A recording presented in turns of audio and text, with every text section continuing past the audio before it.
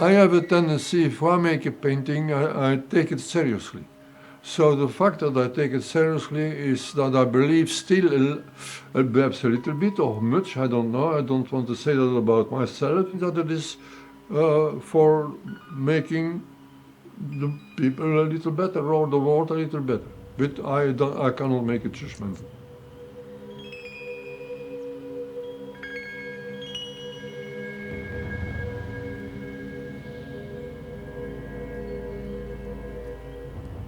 I am one of the thinkers. I think while I'm painting. No, my paintings are not, while they look sometimes impulsive, but not really. They don't look really not impulsive, that way. They look positive thinking and organizing and.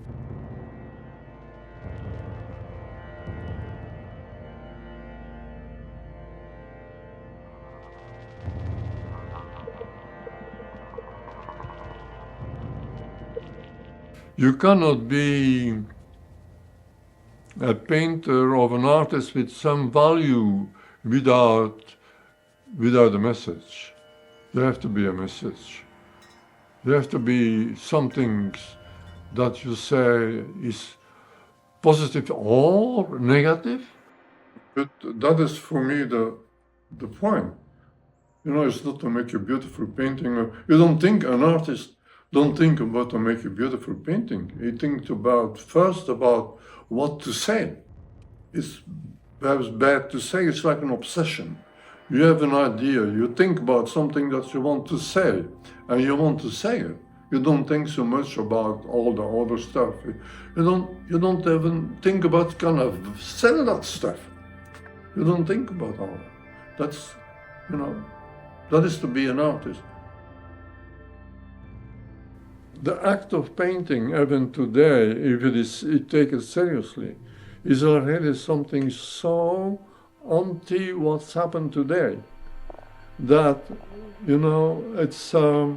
it's meaningful to have something made or something made painting. It's such a contrary. Saying, why to do that? It seems to me this world is so, it's such a lack of construction in the way of benefit of the goodness of the world.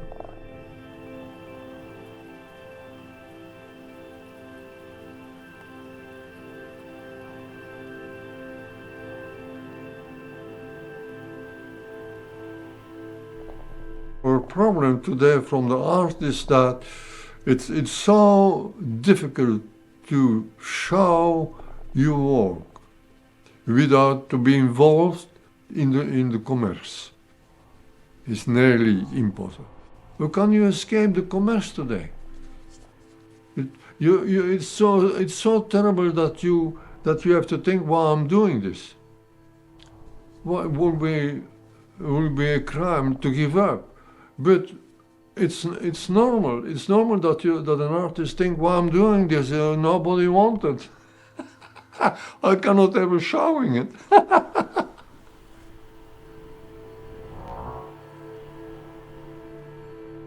This time, where I live in, I don't want to celebrate.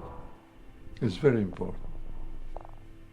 I don't want to make something that is classic, perfect.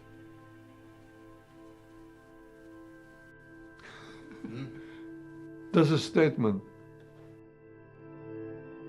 What I'm doing is to break up the idea that a painting has to be like the past. It's beautiful, but I will not want to paint like that. Have you ever tried to paint like that? Well, the closest way are the paintings that you see in the garage. The smooth ones, the classic ones, even if it was with a modern idea. This is not from our time in a certain way. It's from the past try to paint like that, to take like an, we have the idea into live in a perfect world, and we don't live in a perfect world. So that went through me, why I make something perfect like that, while we not live in a perfect world. When I was in the academy, we had to do some things. And the professor said, you have to do this and do that and that. And this is, and he passed beside you and he come look at you and he said, this is not. And we had enough from that. So we said, put it away. You know, don't forget that things changed because of the First War in Europe. In Europe, millions and millions of civilians and soldiers died. And the moment that was, at that time, was classic in Europe. And the young people like me and so forth, we rejected classic art. The most impact was Van Gogh, of course. I discovered Van Gogh after the war. And Van Gogh was, of course, the man for every young artist. The way he was using paint defined many young artists. That kind of liberty to use paint, that was also was defining his artwork. And also that was not only the paint, but the way of thinking painting. So my friends, we were attracted by Van Gogh, of course. We were rebellious. You can believe that. You know, you cannot believe even famous artists had to change their style and their use of painting because of Van Gogh. Others detested them, but the ones that were a little bit more intelligent, they said, this is the way, the future. This, and Van Gogh was the future.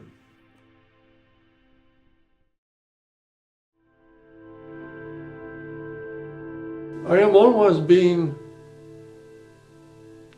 thinking, marching, walking. Where next? Where next? Where next? And you see that in my painting. There is a marche, what we say in French. Always evolving, Yeah. always being that. It's a little bit my personality.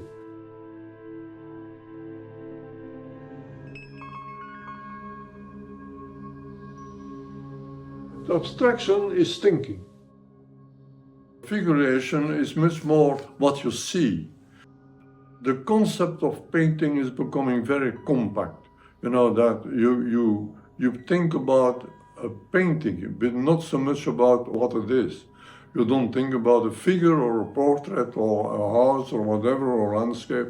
You think about painting. And finally, the steps that went like this, you know, became abstract. What to paint more?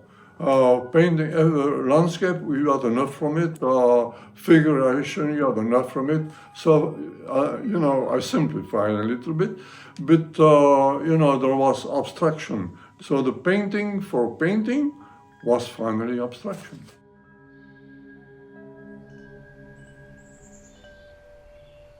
At a certain moment when I was very young, I was painting abstract. And I wanted to get out of the abstraction because I discovered that better as Mondrian I couldn't go. For me the abstraction was finished, nothing to say anymore. A square is a square. What can you do more than a square? 2 squares, 3 squares, 4 squares. While nature and something to do with nature, it's so many possibilities. What I do, try to through nature, try new forms and things like that. But for me, abstraction was the end of figuration. But then pop art came and gave a abstraction finish. Pop art finished, what I will do, I'm doing this. It's why I think that it have to be known, my stepping of thinking. You know, this is not been done before. America, America, America. How did you get here? Well, that is pure luck. I had a lot of luck in my life. I say I'm a little bit ashamed about that. Television was new in the 50s in Europe, totally new. It was a new way of communication. They needed people, artists, designers. They needed actors. Many actors could not work for the television because they were not used to it. They were in a theater. They were talking to the people. In television, they had to talk to the camera, what I do. So they had to educate a lot of new people, and I don't know how it happened, but somebody find my style at that time as a young man quite interesting for the television. They could not find designers and painters. So I presented myself and I was accepted. So I went to see a builder of sets. It was quite frightening because I saw a huge painting there for the opera that was to be painted. And he asked me, Jan, this has to be finished this week. Can you paint that? I said, oh my God, this is question, this is the end of it, I can. So, not knowing that I was capable to do, I say yes. So I brought all the paint and the brushes, and I started, and to my stupefaction, I finished that painting. When I started to make that big painting for the opera, I became very quickly quite famous as a designer. So they asked me to make a design, and I make a design, and I was accepted. They said, "Oh, this is great." Okay, and that was so. They make a show in a television about Arthur Miller, and they needed an American director, and they asked an American director coming over to Europe to make that show. And he asked, I shall never forget, I need somebody modern. And I said, oh, Jan can do that. It's quite amazing. But that American, in a certain way, was not an American really. He was from Belgium. If you talk about the look, and also, but that was not enough. The fact that we were understanding each other, that we were working together with great success and things like that in the newspapers and so forth. So he said to me when he left, Jan, I shall not forget you. One day I shall ask you to come over to America if I need you. I said, oh, Walter was his name. I said, oh, Walter, yes. I never believed that it would happen. So one day, I sat in my living one evening and telephone. I said, it's true what I'm saying here. After months and months, this is Walter.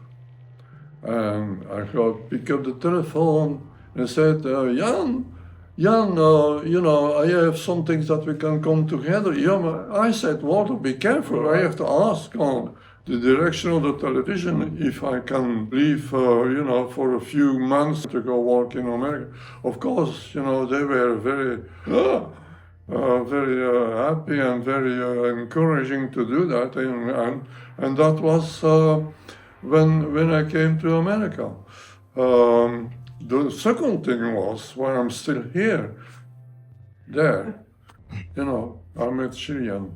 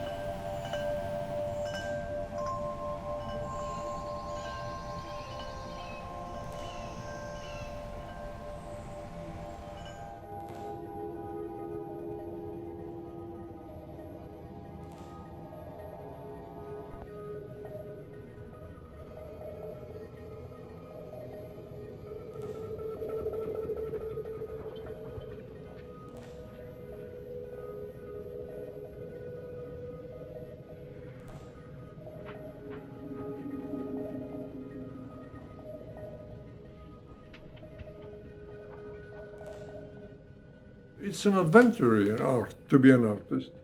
It's much more classic in Europe to be an artist. You know, it's a different feeling. I had the occasion to travel a lot, to discover America, and I find America a wonderful, beautiful country. You know, with a beautiful and tragic history in a certain way.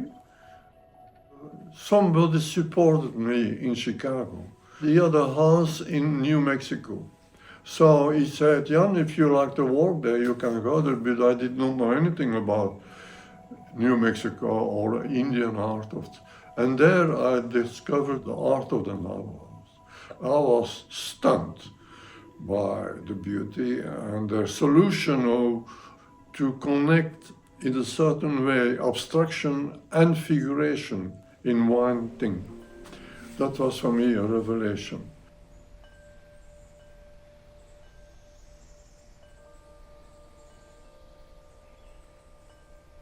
Yeah, influence, that difficult to influence, but to understand the problem, or how I can make figuration and abstraction, how I could do that. You know, this is nothing to do with the art of Navajos, but it's their possibility to do that. It was different. Be careful. It was different than Europe. The concept of Europe to make a painting. So I find there is a lot of things happen that I, in a certain way, did not want it, but was presented to me and that I used. It's a different experience, make a painting in Belgium than to make a painting here. It will be much more thinking in a classic way in Belgium, in Europe.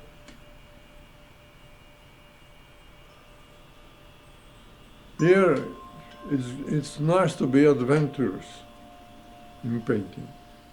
I feel much more free here. Everything that is made here, even the sky that you see, I think it's here. Paintings that are is certainly in America. I could not make it in Europe, not make it in Belgium. I could not.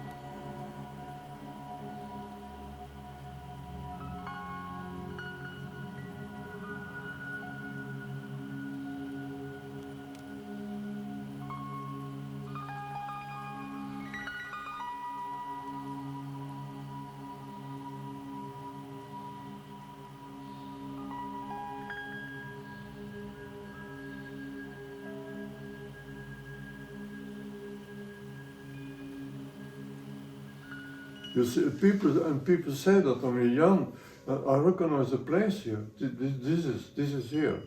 So, but you see, the place is here, but there is an element there that is not here, and that element is Navajo. Their idea about abstraction and so forth. So the mix of abstraction and nature, that is what you see. So that is what I have to thank to America and to the Navajos.